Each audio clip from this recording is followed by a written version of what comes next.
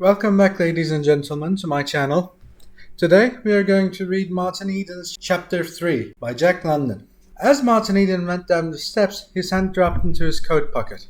It came out with a brown rice paper and pinch of Mexican tobacco, which were deftly rolled together into a cigarette. He drew the first whiff of smoke deep into his lungs and expelled it in a long and lingering exhalation. "By God," he said aloud, in a voice of awe and wonder.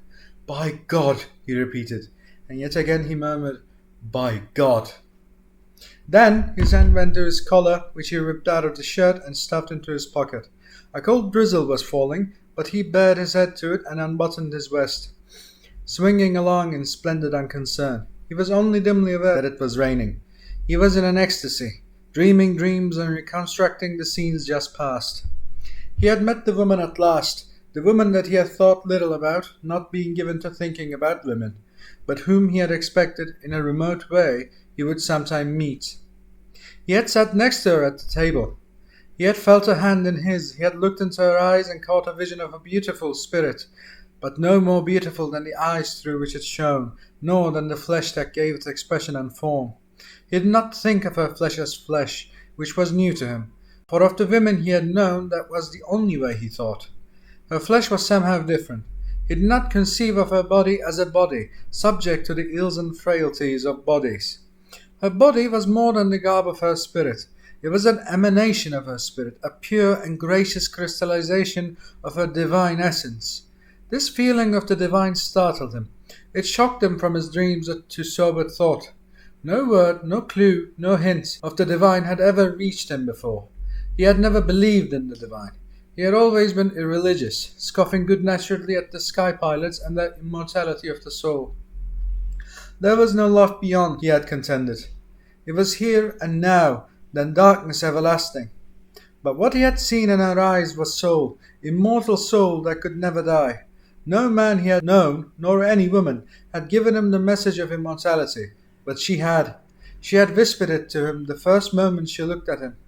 Her face shimmered before his eyes as he walked along, pale and serious, sweet and sensitive, smiling with pity and tenderness as only a spirit could smile, and pure as he had never dreamed purity could be. Her purity smote him like a blow. It startled him. He had known good and bad, but purity, as an attribute of existence, had never entered his mind. And now, in her, he conceived purity to be the superlative of goodness and of cleanness, the sum of which constituted eternal life, and promptly urged his ambition to grasp at eternal life.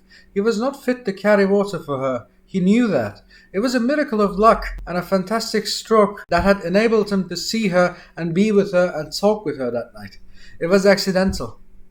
There was no merit in it. He did not deserve such fortune. His mood was essentially religious. He was humble and meek, filled with self-disparagement and abasement. In such frame of mind, sinners come to the penitent form. He was convicted of sin, but as the meek and lowly at the penitent form catch splendid glimpses of their future lordly existence, so did he catch similar glimpses of the state he would gain by possessing her. But this possession of her was dim and nebulous and totally different from possession as he had known it. Ambition soared on mad wings, and he saw himself climbing the heights with her, sharing thoughts with her, pleasuring in beautiful and noble things with her. It was a soul possession he dreamed, refined beyond any grossness, a free comradeship of spirit that he could not put into definite thought. He did not think it. For that matter, he did not think at all. Sensation usurped reason, and he was quivering and palpitant with emotions he had never known, drifting deliciously on a sea of sensibility where feeling itself was exalted and spiritualized and carried beyond the summits of life. He staggered along like a drunken man, murmuring fervently aloud, "By God! By God!" A policeman on a street corner eyed him suspiciously, then noted his sailor roll. "Where did you get it?" the policeman demanded. Martin Eden came back to earth. His was a fluid organism, swiftly adjustable, capable of flowing into and filling all sorts of nooks and crannies. With the policeman's hail, he was immediately his ordinary self, grasping the situation clearly. "It's a beaut, ain't it?" he laughed back. "I didn't know I was talking out loud." "You'll be singing next," was the policeman's diagnosis. "No, I won't. Give me a match and I'll catch the next car home." He lighted a cigarette, said good night, and went on. Now wouldn't that rattle you? He ejaculated under his breath. That copper thought I was drunk. He smiled to himself and meditated. I guess I was, he added, but I don't think a woman's face should do it. He caught a Telegraph Avenue car that was going to Berkeley. It was crowded with youths and young men who were singing songs and ever and again barking out college yells. He studied them curiously. They were university boys. They went to the same university that she did, were in her class socially, could know her, could see her every day if they wanted to. He wondered that they did not want to, that they had been out having a good time instead of being with her that evening, talking with her, sitting around her in a worshipful and adoring circle. His thoughts wandered on. He noticed one with narrow slitted eyes and a loose-lipped mouth. That fellow was vicious, he decided. On shipboard he would be a sneak, a whiner, a tattler. He, Martin Eden, was a better man than that fellow. The thought cheered him. It seemed to draw him nearer to her. He began comparing himself with the students. He grew conscious of the muscled mechanism of his body and felt confident that he was physically their master. But their heads were filled with knowledge that enabled them to talk her talk. The thought depressed him. But what was a brain for? He demanded passionately. What they had done, he could do. They had been studying about life from the books while he had been busy living life. His brain was just as full of knowledge as theirs, though it was a different kind of knowledge. How many of them could tie a lanyard knot, or take a wheel or a lookout? His life spread out before him in a series of pictures of danger and daring, hardship and toil. He remembered his failures and scrapes in the process of learning. He was that much to the good anyway. Later on they would have to begin living life and going through the mill as he had gone. Very well. While they were busy with that, he could be learning the other side of life from the books. As the car crossed the zone of scattered dwellings that separated Oakland from Berkeley, he kept a lookout for a familiar two-story building along the front of which ran the proud sign, Higginbotham's Cash Store. Martin Eden got off at this corner. He stared up for a moment at the sign. It carried a message to him beyond its mere wording. A personality of smallness and egotism and pretty underhandedness seemed to emanate from the letters themselves. Bernard Higginbotham had married his sister, and he knew him well. He let himself in with a latchkey and climbed the stairs to the second floor. Here lived his brother-in-law. The grocery was below.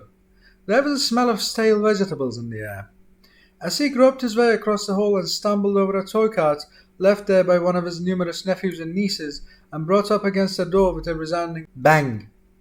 The pincher, was his thought, too miserly to burn 2 cents worth of gas and save his boarders' necks. He fumbled for the knob and entered a lighted room, where sat his sister and Bernard Higginbotham. She was patching a pair of his trousers, while his lean body was distributed over 2 chairs, his feet dangling in dilapidated carpet slippers over the edge of the second chair. He glanced across the top of the paper he was reading, showing a pair of dark, insincere, sharp-staring eyes. Martin Eden never looked at him without experiencing a sense of repulsion. What his sister had seen in the man was beyond him. The other affected him as so much vermin, and always aroused in him an impulse to crush him under his foot.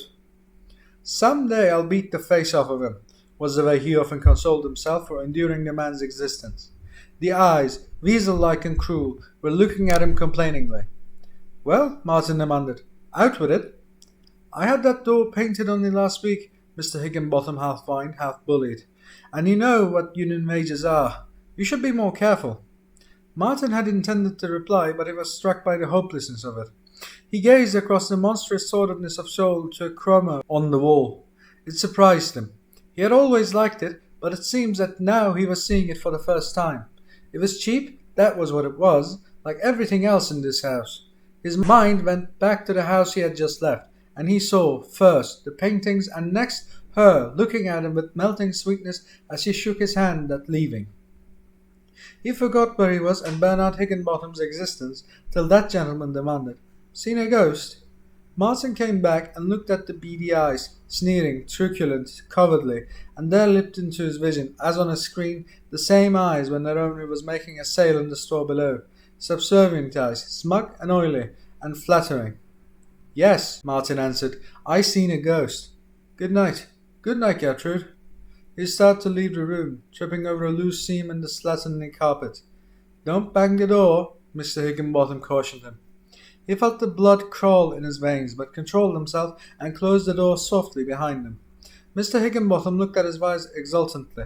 "He's been drinking," he proclaimed in a hoarse whisper. "I told you he would." She nodded her head resignedly. "His eyes was pretty shiny," she confessed, "and he didn't have no collar, though he went away with one. But maybe he didn't have more than a couple of glasses." "He couldn't stand up straight," asserted her husband. "I watched him. He couldn't walk across the floor without stumbling. You heard him yourself almost fall down in the hall." "I think it was over Alice's cards," she said. "He couldn't see it in the dark." Mr. Higginbotham's voice and wrath began to rise. All day he effaced himself in the store, reserving for the evening, with his family, the privilege of being himself. "I tell you that precious brother of yours was drunk." His voice was cold, sharp, and final, his lips stamping the enunciation of each word like the die of a machine. His wife sighed and remained silent. She was a large, stout woman, always dressed slatternly, and always tired from the burdens of her flesh, her work, and her husband. "He's got it in him, I tell you, from his father," Mr. Higginbotham went accusingly. "And he'll croak in the gutter the same way. You know that." She nodded, sighed, and went on stitching. They were agreed that Martin had come home drunk. They did not have it in their souls to know beauty, or they would have known that those shining eyes and that glowing face betokened youth's first vision of love. "Setting a fine example to the children," Mr. Higginbotham snorted suddenly, in the silence for which his wife was responsible and which he resented. Sometimes he almost wished she would oppose him more. "If he does it again, he's got to get out. Understand? I won't put up with his shenanigans, debauching innocent children with his boozing." Mr. Higginbotham liked the word, which was a new one in his vocabulary, recently gleaned from a newspaper column. "That's what it is, debauching. There ain't no other name for it." Still his wife sighed, shook her head sorrowfully, and stitched on. Mr. Higginbotham resumed the newspaper. "Has he paid last week's board?" he shot across the top of the newspaper. She nodded, then added, "He still has some money." "When is he going to sea again?" "When his payday's spent, I guess," she answered. "He was over to San Francisco yesterday looking for a ship, but he's got money yet, and he's particular about the kind of ship he signs for." "It's not for a Dexwood like him to put on airs," Mr. Higginbotham snorted. "Particular. Him. He said something about a schooner that's getting ready to go off some outlandish place to look for buried treasure. That he'd sail on her if his money held out." "If you only want to steady down, I'd give him a job driving the wagon," her husband said, but with no trace of benevolence in his voice. "Tom's quit." His wife looked alarm and interrogation. "Quit tonight. He's going to work for Caruthers. They paid him more than I could afford." "I told you you'd lose him," she cried out. "He was worth more than you was giving him." "Now look here, old woman," Higginbotham bullied. "For the 1,000th time I've told you to keep your nose out of business. I won't tell you again." "I don't care," she sniffled. "Tom was a good boy." Her husband glared at her. This was unqualified defiance. "If that brother of yours was worth his salt, he could take the wagon," he snorted. "He pays his board just the same," was the retort. "And he's my brother. And so long as he don't owe you money, you got no right to be jumping on him all the time. I got some feelings if I've been married to you for 7 years." "Did you tell him you'd charge him for gas if he goes on reading in bed?" he demanded. Mrs. Higginbotham made no reply. Her revolt faded away, her spirit wilting down into her tired flesh. Her husband was triumphant. He had her. His eyes snapped vindictively, while his ears joyed in the sniffles she emitted. He extracted great happiness from squelching her, and she squelched easily these days, though it had been different in the first years of their married life, before the brood of children and his incessant nagging had sapped her energy. "Well, you tell him tomorrow, that's all," he said. "And I just want to tell you, before I forget, that you'd better send for Marion tomorrow to take care of the children. With Tom quit, I'll have to be out on the wagon, and you can make up your mind to it to be down below waiting on the counter." "But tomorrow's wash day," she objected weakly. "Get up early then and do it first.